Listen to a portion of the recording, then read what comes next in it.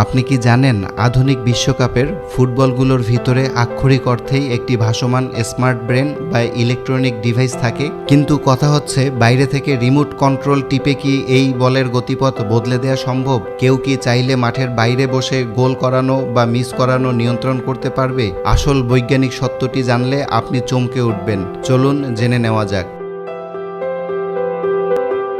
প্রথমেই জেনে নেওয়া যাক ফুটবলের ভেতরে ঠিক কি থাকে এবং তা কিভাবে কাজ করে। বলের একেবারে কেন্দ্রে একটি ইন্টারশিয়াল মেজারমেন্ট ইউনিট সেন্সর বসানো থাকে। এতে রয়েছে মোশন ট্র্যাকার, জাইরোস্কোপ এবং এক্সিলারেটর।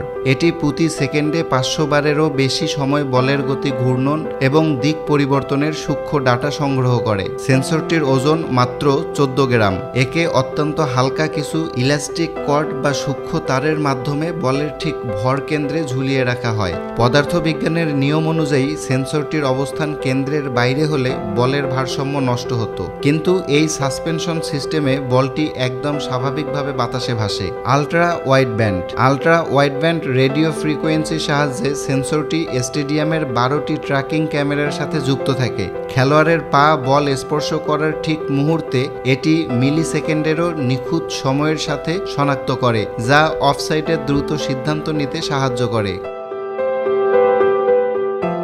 এবার আসি সবচেয়ে বড় প্রশ্নে, বাইরে থেকে কি কোনো টেকনোলজি দিয়ে এই বলটি নিয়ন্ত্রণ করা সম্ভব? বিজ্ঞানের উত্তর হলো না, একদমই না। এর পেছনে রয়েছে 3টি প্রধান বৈজ্ঞানিক কারণ।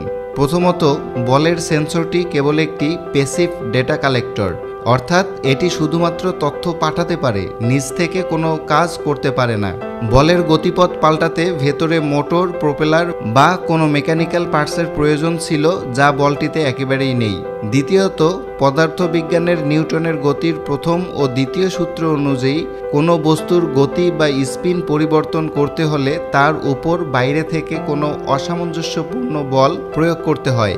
বলটি যখন বাতাসে উড়ছে তখন খেলোয়াড়ের লাথির শক্তি, মাধ্যাকর্ষণ বল এবং বাতাসের ঘর্ষণ ছাড়া অন্য কোনো শক্তি বলের উপর কাজ করতে পারে না। তৃতীয়ত, খেলোয়াড়রা যখন বাতাসে বলকে বাঁক খাওয়ান, সেটি ঘটে ম্যাজনাস ইফেক্ট এর কারণে।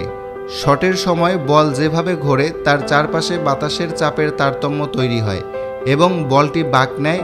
এটি শতভাগ খেলোয়াড়ের শট টেকনিক ও অ্যারোডাইনামিক্সের উপর নির্ভরশীল, ভেতরে থাকা সেন্সরের উপর নয়।